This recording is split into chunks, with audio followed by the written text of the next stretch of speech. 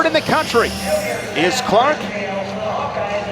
And the aforementioned Sam Brancale of Minnesota had that big pin 2 years ago. He's hoping history repeats itself tonight. Well, he looked like to have an opportunity to do that. I mean, not many people take Cory Clark to his back. So sound, so technically fundamental. You know, nice low shot there by Clark. He's going to be able to go ahead and drive through. Brancale getting to a whizzer, but he gets to the far ankle here. That's going to be 2. The Hawkeye once again on the board, wasting no time, very quick. Cory Clark, Jim, as good as anybody in the country. He loves to work off a 2-on-1. Right back at it, Shane. He's just really back on that shot. Now he's going to come out the back door with the finish. Same attack, different finish, creating a little hip position. Going to free that left ankle up. If he can free that left ankle up, he ends up scooping that. Now he's going to push the other leg away. You know, it's long and tedious here, but, you know, next thing is get your right hand over the top. Actually, he actually gets the double leg and scores real easy on that. 2 nice low finishes, Shane. 2 takedowns inside the first 55 seconds for Clark. He was a runner-up at the NCAA Championships last March, lost 11-8 to Corey Brewer of Oklahoma. Brancale doing a nice job of covering the fingers right there before he comes up. Notice how he kept that left elbow in. But Clark's, you know, I think he's Iowa's the guy in the lineup there that just has all the skill sets from the feet. Go spin around guys like he's going to attempt to do in this position. Head in the hole, front headlock position. You already saw his low attacks. And what he does as well as anybody in the country is just hang on that arm. Right? He's going to pass it up. Good job by Brancale competing in this position, because that's really basically all it is. Keep your head up and compete. Take down Clark.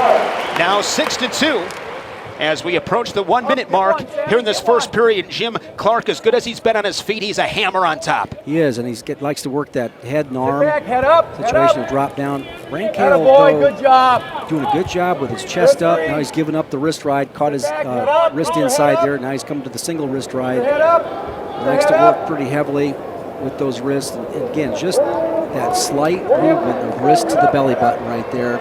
The experienced wrestlers would pick up on that every time, and all of a sudden you get a stall warning. So you're like 10 seconds away from getting escape, but you drift away right there, and you've given up the rest of the period basically with that single wrist ride. A textbook first period here for Clark. He leads at 6-2, 3 takedowns, and riding time, Jim, nearing a minute and a half. And coming hard with the hard spar ride and the claw ride up there with the left arm. Nice job with the changeover. And what you want your athlete to do in the bottom is keep those elbows in. See that left elbow coming inside? With the Clark gets on his horse and finishes out the period in the top position. Point saved, points earned for Cory Clark. Impressive opening period. Ranked 3rd in the country. And the Hawkeye will choose bottom here in the second period. You know, these guys this time of year, end of January, the days start, you can actually feel the days getting longer. You know, you're through the hard part of the training part of the regime that you go through. Maybe a couple more really hard weeks. You get days like this where it warms up a little bit. Nice escape by Clark. Guys that really want to be there get a little bigger spring in their step, and neat time of the year. And what I look for when I'm seeing a guy head in the right direction, is he attacking to both sides? Is he using multiple finishes? And Clark will do that. Shot, reshot from Clark, counter shot from Brancale, 7-2. The Hawkeye up by 5.